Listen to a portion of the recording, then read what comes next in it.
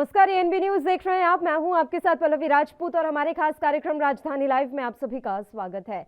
Delhi police ने एक नकली लूट की वारदात का खुलासा किया है। दरअसल दिल्ली के करोल बाग के एक मोबाइल व्यापारी ने अपने 2 कर्मचारियों को मार्केट से कलेक्शन के लिए भेजा था। इसी बीच मुख्य आरोपी दीपक ने ही अपने 3 साथियों के साथ मिलकर 17,34,000 की रकम को हड़पने के लिए लूट की एक मनगढ़ंत कहानी रच डाली। पुलिस को जब शक हुआ तो पुलिस ने दोनों आरोपी और एक ऑटो रिक्शा चालक से सख्ती से पूछताछ की तो तीनों ने सच बता दिया। इस वारदात में 2 लोग और शामिल बताए जा रहे हैं। अब दिल्ली पुलिस ने इन 5 आरोपियों से 16,80,000 की रकम जो है वो रिकवर कर ली है और इस लूट में एक स्कूटी और एक ऑटो रिक्शा को भी जब्त किया गया है।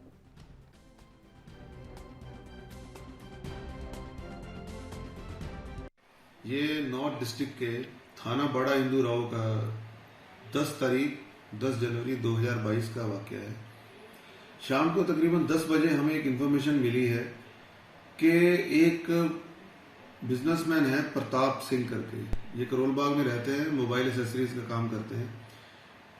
इन्होंने इनके 2 लड़के, जिनमें से एक का नाम है राहुल और एक का नाम है दीपक, इन लड़कों को कलेक्शन लेने लाहौरी गेट थाना है, वहां के 2-3 इलाके हैं, वहां से भेजा। उसी शाम को तकरीबन 7 बजे के करीब इन लोगों ने वहां एसपीएम मार्ग है, वहां से एक ऑटो किया। वो ऑटो रास्ता जब करोलबाग का आता है तो रास्ते में एक डीसीएम फैक्ट्री है जो किशनगंज रेलवे स्टेशन के पास है। वहां सुनसान रोड पे उनका जो ऑटो था उसको एक स्कूटी ने इंटरसेप्ट किया। इस स्कूटी पे 2 लड़के थे। कंप्लेनेंट और ऑटो वाले के मुताबिक ये इन्होंने इनको डरा धमका के इनसे 17,31,000 की जो पेमेंट लेकर आए थे वो इनसे छीन ली, रॉब कर ली। हमने तुरंत अपनी टीमें लगाई, टेक्निकल सर्वेलेंस माउंट करने की पूरा लगे रहे। इसी बीच जब हम सस्टेन्ड इंटेरोगेशन में गए तो जो ये लड़के थे दोनों और ये साथ में जो इनका ड्राइवर भी है, इन तीनों का जब इंटेरोगेट किया इनको अलग अलग से, तो ये इनकी बातों में कुछ ना कुछ अलग अलग वर्जन आ रहे थे। और इस खबर पर तमाम जानकारी के साथ राजधानी दिल्ली से हमारे संवाददाता राजीव तिवारी समय लाइव जुड़ गए हैं। सीधा उन्हीं का रुख कर लेते हैं। राजीव, पूरी जानकारी आपसे चाहेंगे। नकली लूट का खुलासा दिल्ली पुलिस की तरफ से किया गया है। देखिए, बिल्कुल सही कहा गया। यहाँ पर बात करें जिस तरीके से इस रॉबरी की, तो कहीं ना कहीं एक दिल्ली पुलिस के पास एक शिकायत आई थी जिसके अंदर तीनों ही आरोपियों ने अपनी तरफ से ये कहा था कि हमारे साथ लूट की वारदात हुई है, क्योंकि जो करोल बाग के एक मोबाइल व्यापारी है उन्होंने अपने रिकवरी के लिए यानी कलेक्शन के लिए इन दोनों लोगों को, अपने कर्मचारियों को लाहौरी गेट इलाके के अंदर कवरिंग करने के लिए भेजा था ताकि लगातार जो उनकी जो पेमेंट है वो वापस आ सके। मगर जिस तरीके से वो पेमेंट को देखकर, यानी कि 17,31,000 की जो रकम थी उसको कहीं ना कहीं देखकर कहीं ना कहीं दीपक के मन में लालच आया और उसके बाद में उसने राहुल को अपने साथ मिलाकर एक ऑटो रिक्शा चालक को भी अपने साथ मिलाया और अपने 2 साथियों को और बुलाकर इस बड़ी लूट को कहीं ना कहीं एक लूट बना दिया गया, यानी कि एक नकली लूट बनाकर एक पुलिस के सामने पेश कर दिया गया ताकि पुलिस को यह लगे कि वाकई में ही एक लूट हुई है और कहीं ना कहीं कह सकते हैं लूट वारदात जो हुई है वो कहीं ना कहीं इस तरीके की गई है कि बिल्कुल नेचुरल तरीके से लगे। मगर कहीं ना कहीं पुलिस को शक हुआ। पुलिस का शक होने के बाद में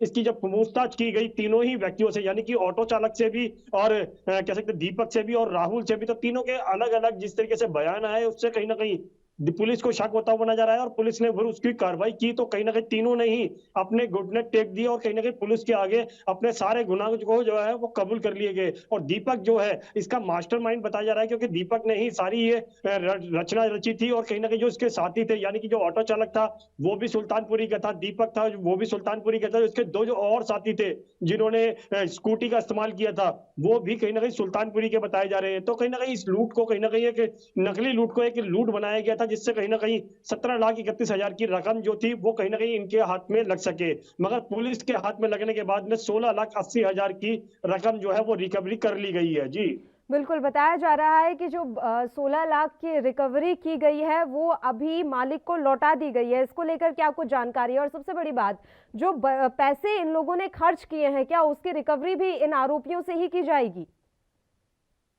देखिए, बिल्कुल सही कहा आपने। यहाँ पर बात करें डीसीपी साहब की, तो जिस तरीके से सागर सिंह कलसी ने जिस तरीके से बताया कि जो रिकवरी की गई है वो 16,80,000 की गई है। 16,80,000 जो मालिक है यानी कि मोबाइल व्यापारी जो है करोल बाग के, उनको लौटा दी गई है। मगर जो बची हुई रकम है वो इन्होंने कहाँ पर खर्च करी है, इन्होंने कहाँ किसको दी थी, किस तरीके से वो बाकी रकम का इस्तेमाल किया गया, ये अभी पूछताछ में जारी है। मगर पूछताछ के साथ साथ कहीं ना कहीं इनके ऊपर अब पूरी छानबीन की जाएगी कि इन्होंने और कितनी वारदातों को अंजाम दिया था। और सुल्तानपुरी के जो तीनों ही लोग बताए जा रहे हैं, चाहे वो ऑटो रिक्शा चालक है या दो लोग और जिन्होंने स्कूटी का इस्तेमाल किया था, उनसे भी पूछताछ की जाएगी। और दीपक जो जिस तरीके से इस पूरी रचना को इसने दीपक ने रचा था और राहुल को इसके बारे में नहीं पता था, पर फिर भी इसने राहुल को अपने लालच देकर अपनी तरफ कर लिया गया था। तो कहीं ना कहीं दीपक से सारी पूछताछ की जाएगी कि बची हुई रकम कहाँ है और इन्होंने और कितनी वारदातों को इस तरीके के अंजाम दिया गया है। जी राजीव, जब इस तरह के मामले सामने आते हैं जहां नकली चोरी या नकली लूट की वारदातें बनाई जाती हैं, तो ऐसे मामलों में किस तरह की कार्रवाई होती है,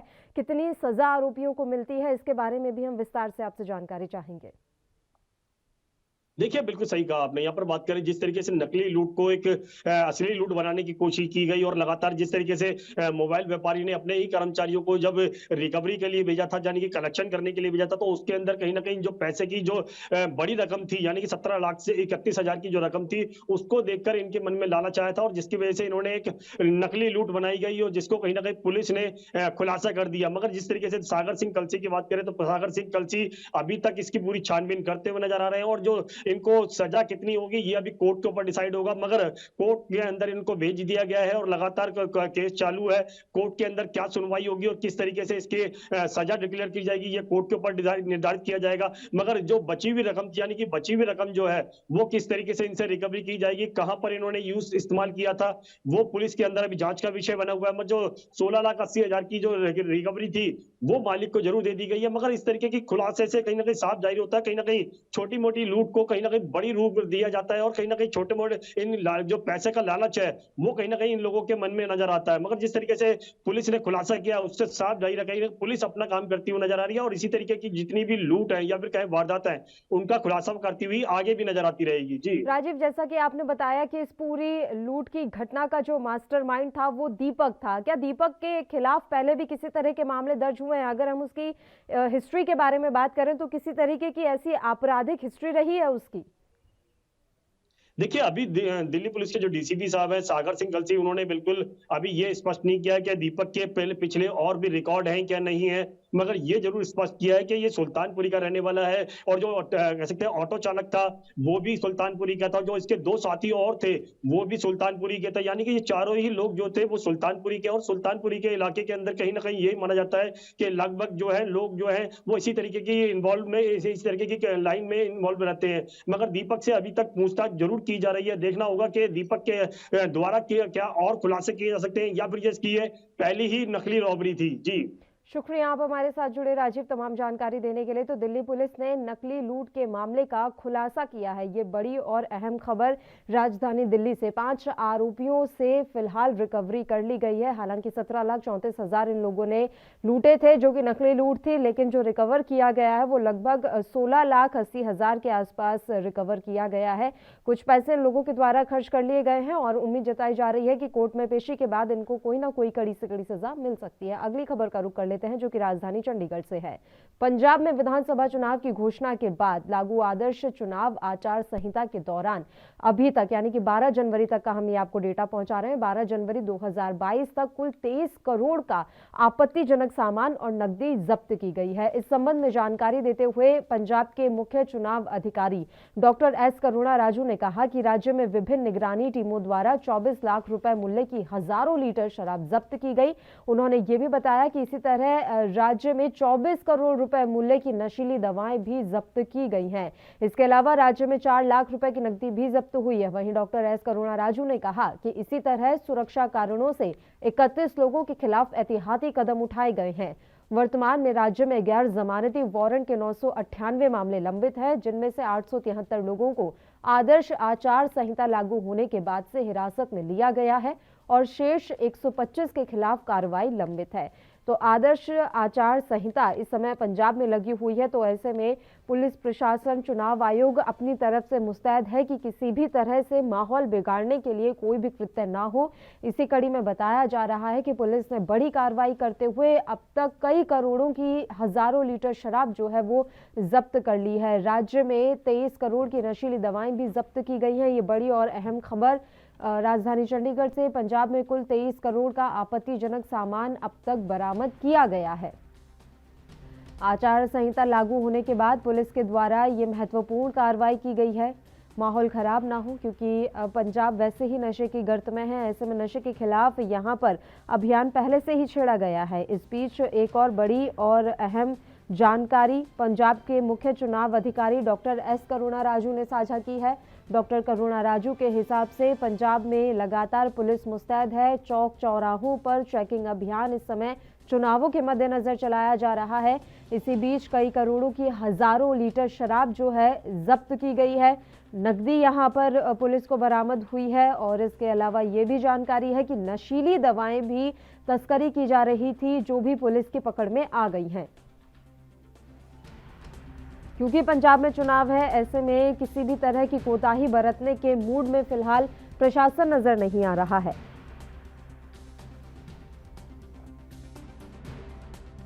कई लीटर शराब जब्त की है पुलिस ने। इनका इस्तेमाल चुनावों के दौरान ही किया जाता है। वोटर्स को प्रभावित करने के लिए नकदी, शराब इनका इस्तेमाल होता है। प्रत्याशी इस तरह के हथकंडे अपनाते हैं, लेकिन पुलिस की और स्थानीय प्रशासन की, चुनाव आयोग की ये पूरी जिम्मेदारी है कि निष्पक्ष रूप से चुनाव यहां पर करवाए जाएं। इसलिए पूरे मुस्तैदी के साथ काम किया जा रहा है। डॉक्टर एस करुणा राजू ने अहम जानकारी साझा की है। डॉक्टर एस करुणा राजू पंजाब के मुख्य चुनाव अधिकारी हैं। उन्होंने जानकारी देते हुए बताया कि आपत्तिजनक सामान वो बरामद किया गया है पुलिस के द्वारा। इसमें नशीली दवाएं, शराब, नकदी सब कुछ शामिल है।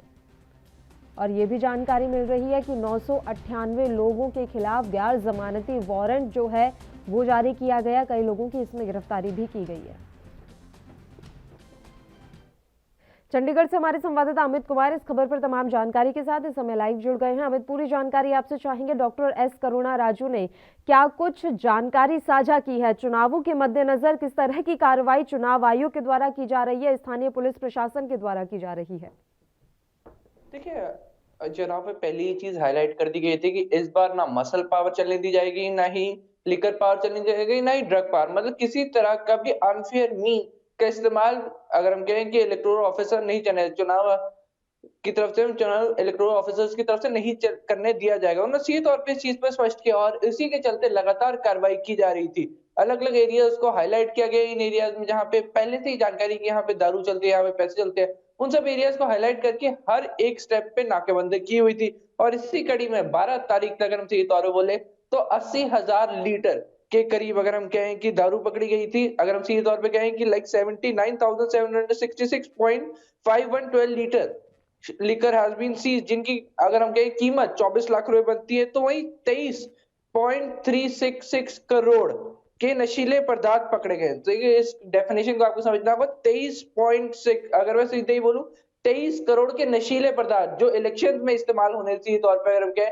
कि इलेक्शन से कोरिलेट करके देखा जा रहा है कि इलेक्शन में इन नशीले पदार्थों का इस्तेमाल होना है। आपको सीधे तौर पर बोलते हैं कि हाई कोर्ट की तरफ से भी पंजाब की बाकायदा हिदायत जारी की गई है कि प्रशासन से जवाब मांगा गया है कि क्या स्टेप उठाए जा रहे हैं इलेक्टोरल ऑफिसर से, कि क्या स्टेप उठाए जा रहे हैं कि पंजाब में इलेक्शंस के दौरान शराब का या फिर किसी भी नशीले पदार्थ का इस्तेमाल ना हो।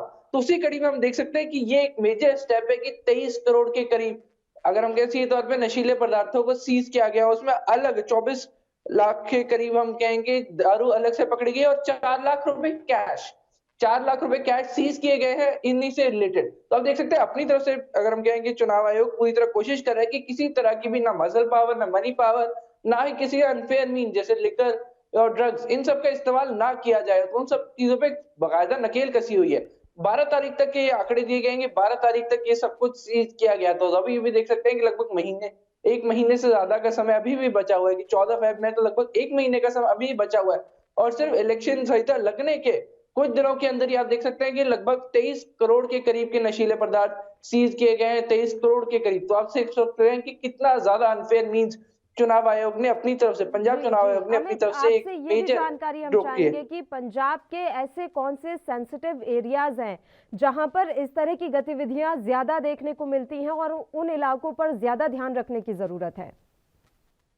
देखिए, एरिया सच मार्क नहीं, कि इनकी जानकारी जो दी कि 1028 ऐसे एरिया मार्क किए गए हैं, कि 1028 एरियाज बकायदा चुनाव आयोग की तरफ से मार्क किए गए हैं, जिनको संवेदनशील सीधे तौर पे बता दिया गया कि यहाँ पर इन सभी चीजों का इस्तेमाल होता है। तो अपनी तरफ से प्रशासन ने ऑलरेडी मार्क करके रखे हैं, इंटरनल रिपोर्ट्स के आधार पे ईडीज या हम कहेंगे सभी एजेंसी से जो इनको जानकारी मिलती है चुनाव आयोग को, उनको एरिया कंपाइल करके लगभग 1028 जगहों को संवेदनशील स्थानों की पहचान की गई है। इसके अलावा राज्य में 1131 ऐसे लोगों की पहचान की गई है जो कि अमन सुरक्षा में रुकावट डाल सकते हैं। तो देखिए, हर एक चीज है, पहले एरिया मार्क किए गए हैं कि 1028 इन एरियाज जो संवेदनशील है, यहाँ पे खास ध्यान रखने की जरूरत है। उसके अलावा 1131 लोग हैं जो अमन शांति इलेक्शंस के दौरान भंग कर सकते हैं या अमन शांति के लिए दिक्कत है, तो उन सबको मार्क करके रखा है और उन सबको ऑन वॉच रखा गया है। तो सीधे बकायदा नोटिस रखे गए हैं, स्टेप्स रखे गए हैं, मेजर इंतजाम रखे गए हैं। और उसी कड़ी में हम कह सकते हैं कि बकायदा मूवमेंट्स रखी जाती है, कि पुलिस होती है वहां पे, स्पॉट्स चेक किए जाते हैं, इनको बार बार जो लोग हैं उनको बार बार कॉन्टैक्ट किया जाता है, उनके ऊपर निगरानी रखी जाती है। उसके बाद बात करते हैं कि क्या क्या अगर हम कहें कि सीजन में कितना हुआ, कि 31 लोगों के खिलाफ एहतियाती कार्रवाई अमल में लाई गई है, कि मतलब 31 लोग में कि इनसे कोई बाधा ना है, इसलिए उन पे पहले ही कार्रवाई कर दी गई है। 998 मामलों में कार्रवाई अधीन है, जमानती वारंट पे लोग हैं। इस समय राज्य में इस समय गैर जमानती वारंट के 998 मामले कार्रवाई अधीन है, और जिसमें से अधर चुनाव आचार संहिता लागू होने के बाद 870 लोगों को हिरासत में ले लिया गया है।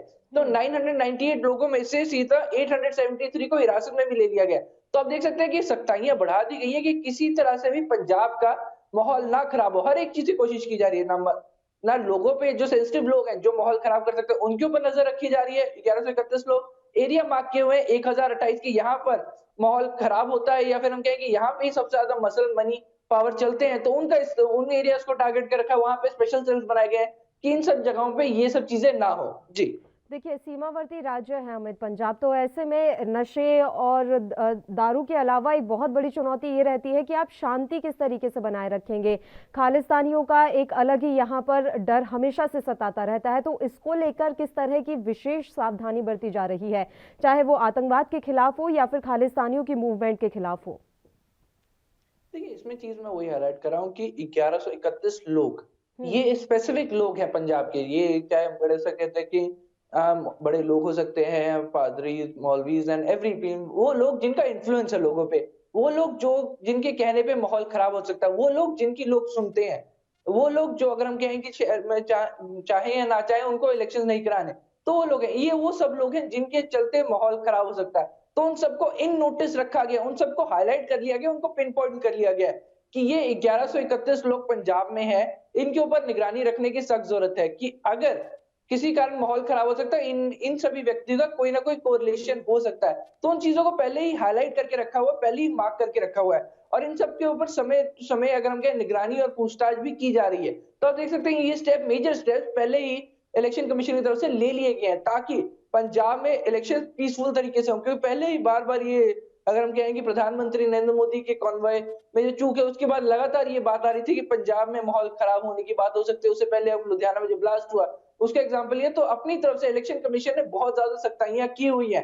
उन कड़ी में आप देख सकते हैं कि नाके हैं, क्रॉस चेक्स हैं, एहतियातन अगर हम कहें कि सीधे तौर पे हम कहें कि पहले ही लोगों को अरेस्ट भी किया जा रहा है कि माहौल ना खराब हो, एहतियातन अरेस्ट जिसे हम बोलते हैं वो भी किए जा रहे हैं, ताकि पंजाब में माहौल फुल एंड अगर इलेक्शन तक पूरी तरह से स्टेबल हो और इलेक्शन फ्री एंड फेयर हो बिना किसी रुकावट के। शुक्रिया अमित, आप हमारे साथ जुड़े तमाम जानकारी देने के लिए। और अब खबर देश की आर्थिक राजधानी मुंबई से।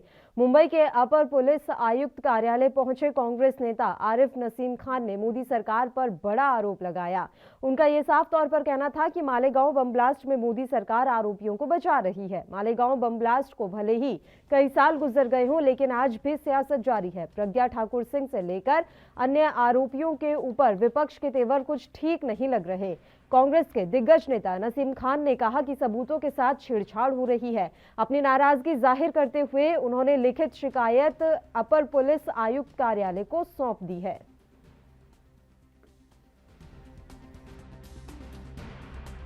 तरह से मालेगांव ब्लास्ट केस के जो मुलजिम हैं, आरोपी हैं, उनको बचाने की साजिश मोदी जी की सरकार देश में कर रही है।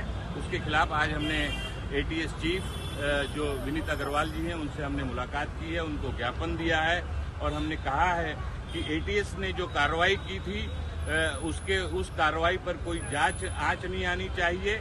एटीएस ने उसके ऊपर ध्यान देना चाहिए और उन्होंने जो एविडेंस, जो प्रूफ जो इकट्ठा किए थे, वो सारे कोर्ट में सही तरह से सबूत पेश किया। नसीम खान साहब, मुसलसल जो है गवाह जो हॉस्टाइल हो रहे हैं, गवाह जो है मुनहरिफ हो रहे हैं अपने बयान से, तो इस सिलसिले में आपका क्या कहना है?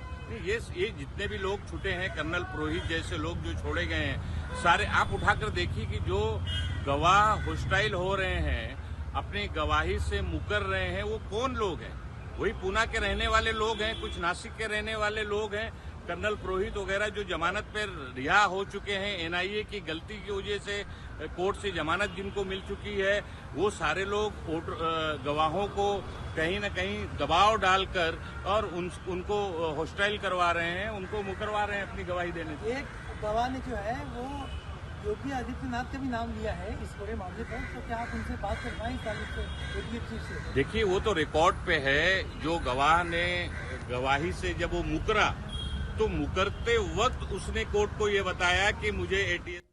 इस खबर पर तमाम जानकारी के साथ मुंबई से हमारे संवाददाता मुरारी सिंह इस समय लाइव जुड़ गए हैं। मुरारी, पूरी जानकारी आपसे चाहेंगे। मालेगांव ब्लास्ट मामले को लेकर फिलहाल विपक्ष को कहां और क्या परेशानी आ रही है? नसीम खान ऐसा क्यों कह रहे हैं कि आरोपियों को बचाया जा रहा है, सबूतों के साथ छेड़छाड़ हो रही है? पल्लवी, देखिए, जिस तरीके से में चुनाव शुरू हुए हैं, उसे लेकर के विपक्ष कहीं न कहीं बीजेपी सहित केंद्र सरकार को घेरना चाहती है और इसी कड़ी में आरिफ नसीम खान ने संयुक्त पुलिस आयुक्त के साथ साथ अपर पुलिस आयुक्त को ज्ञापन सौंपा है। उन्होंने कहा है कि एटीएस इस मामले में गंभीरता ले। जिस तरीके से गवाहों को ऊपर दबाव बनाया जा रहा है और वो अपने गवाही से मुकर रहे हैं, ऐसी परिस्थिति में किन लोगों को, जो आरोपी हैं, उन्हें बचाने की कोशिश की जा रही है। तो आरिफ नसीम खान के इस बयान के बाद से मालेगांव बम ब्लास्ट का जो मामला है वो एक बार फिर तूल पकड़ चुका है। पल्लवी, बिल्कुल, वो तो नजर आ ही रहा है। उन्होंने एक ज्ञापन भी सौंपा है। अभी तो देखने वाली बात रहेगी कि उनके ज्ञापन को कितनी गंभीरता से लिया जाता है। लेकिन पिछले दिनों भी ये मामला उस समय सुर्खियों में आ गया था जब इस मामले के गवाह ने ये बात कह दी थी कि मुझ पर ये दबाव बनाया गया कि मैं योगी आदित्यनाथ के खिलाफ कोई बयान दूं। पल्लवी, देखिए, उसके बाद से ही मालेगांव बम ब्लास्ट जो है फिर एक बार जो है सुर्खियों में आ गया। योगी आदित्यनाथ के नाम के बाद से मानो कि एक के बाद एक बयान भी आने शुरू हो गए थे। इस पूरे मामले में अगर 3 से 4 दिन पहले पर नजर डालें तो कहा गया था कि इस पूरे मामले की जो सुनवाई है वो बंद कमरे में की जाएगी, इस पर कोई मीडिया ट्रायल नहीं होगा, कहीं किसी प्रकार की कोई बहस या किसी गवाह से कोई स्टेटमेंट नहीं लिया जाएगा। और अब जाकर के आरिफ नसीम खान, जो कांग्रेस के दिग्गज नेता माने जाते हैं, मुंबई में कांग्रेस सरकार में मंत्री रह चुके हैं, वो खुद इस पूरे मामले में लेकर के लिखित शिकायत दिए हैं। और जिस तरीके से उन्होंने कहा कि एनआईए ने इसमें लापरवाही की है, यही वजह है कि लोग जमानत पर बाहर घूम रहे हैं और जो गवाह हैं उन्हें कहीं ना कहीं दबाव बनाकर उनके बयानों को बदलने की कोशिश कर रहे हैं। जी मुरारी, आपसे हम ये भी चाहेंगे कि आप पूरी जानकारी हमारे दर्शकों के साथ साझा करें कि किस तरह के आरोप योगी आदित्यनाथ पर इस मामले को लेकर लगे हैं। कई आरएसएस के कार्यकर्ता ऐसे हैं जो भी इस मामले में इस समय दोषी पाए जा रहे हैं या जिन पर इस समय कार्रवाई चल रही है। पल्लवी, देखिए, इस मामले में प्रज्ञा ठाकुर का नाम सबसे आगे था, उसके बाद कर्नल राजपुरोहित। ये 2 नाम जो ऐसे थे वो मालेगांव बम ब्लास्ट में ज्यादा चर्चित नाम थे। लेकिन अब जिस तरीके से गवाह ने कहते हुए मुकरा है कि योगी आदित्यनाथ के नाम को सामने लाया है, उत्तर प्रदेश में चुनाव चल रहे हैं, अब ऐसे में कांग्रेस के नेता हो या विपक्ष के लोग उस मालेगांव बम ब्लास्ट के इस पूरे मुद्दे को लेकर के एक चुनावी तूल दे रहे हैं, ये भी कहना गलत नहीं होगा। अगर इसमें आदित्य योगीनाथ का नाम आया था तो इससे पहले भी आरिफ नसीम खान हो या फिर अन्य लोग जो अब बयान दे रहे हैं, इन्हें इसकी जांच की मांग या फिर इस पूरे मामले में एनआईए को दखल देने की अपील कर सकते थे। लेकिन जिस तरीके से अब चुनावी माहौल बन रहा है और इस माहौल में मालेगांव बम ब्लास्ट का जो मामला है उसे कहीं न कहीं योगी आदित्यनाथ के ऊपर साधा जा रहा है। जी पल्लवी। अभी तक इस मामले की कार्रवाई और जांच कहां तक पहुंची है मुरारी? पल्लवी देखिए, इस मामले में एनआईए की तरफ से कोई अधिकारी का बयान नहीं जारी किया गया है, लेकिन इस पूरे मामले में एक चीज साफ तौर पर कहा गया है कि जो सुनवाई हो रही है वो सुनवाई बंद कमरे में हो। इस केस से जुड़े जितने लोग हैं वो लोग ही कोर्ट के अंदर मौजूद हो ताकि मीडिया ट्रायल न हो सके और एक दूसरे जो गवाह हैं उनके ऊपर दबाव न बनाया जाए। अब ऐसे में जांच की आंच किन किन लोगों तक पहुंचेगी, जांच कब तक साफ हो पाएगी, ये तो कह पाना पल्लवी मुश्किल है। लेकिन मालेगांव बम ब्लास्ट को लेकर राजनीतिक सियासत एक बार फिर तेज हो गई है। पल्लवी। शुक्रिया मुरारी, आप हमारे साथ जुड़े तमाम जानकारी देने के लिए। तो मालेगांव ब्लास्ट मामले को लेकर कांग्रेस नेता ने अपनी एक मांग रखी है। उनका ये कहना है कि इसमें मोदी सरकार आरोपियों को बचा रही है। एक बार फिर से आपको सुना देते हैं कांग्रेस नेता नसीम खान ने क्या कुछ कहा है।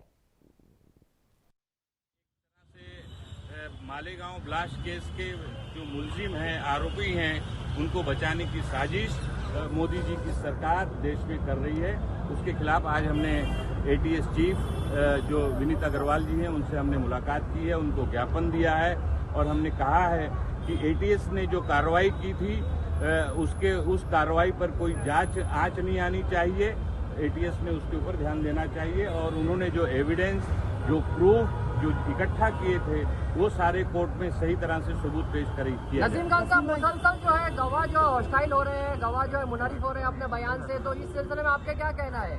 ये जितने भी लोग छूटे हैं, कर्नल पुरोहित जैसे लोग जो छोड़े गए हैं, सारे आप उठाकर देखिए कि जो गवाह हॉस्टाइल हो रहे हैं, अपनी गवाही से मुकर रहे हैं, वो कौन लोग हैं? वही पूना के रहने वाले लोग हैं, कुछ नासिक के रहने वाले लोग हैं। कर्नल पुरोहित वगैरह जो जमानत पर रिहा हो चुके हैं, एनआईए की गलती की वजह से कोर्ट से जमानत जिनको मिल चुकी है, वो सारे लोग गवाहों को कहीं न कहीं दबाव डालकर और उनको हॉस्टाइल करवा रहे हैं, उनको मुकरवा रहे हैं अपनी गवाही देने से। एक गवाह ने जो है वो योगी आदित्यनाथ का भी नाम लिया है इस पूरे मामले पर, तो क्या आप उनसे बात कर पाएं इस तारीख से एटीएस चीफ से? देखिए, वो तो रिकॉर्ड पे है। जो गवाह ने गवाही से जब वो मुकरा तो मुकरते वक्त उसने कोर्ट को ये बताया कि मुझे एटीएस। इसी के साथ राजधानी लाइव में फिलहाल के लिए इतना ही। मुझे दीजिए इजाजत। देश और प्रदेश की तमाम ताज़ा खबरों के लिए आप बने रहिए हमारे साथ। नमस्कार।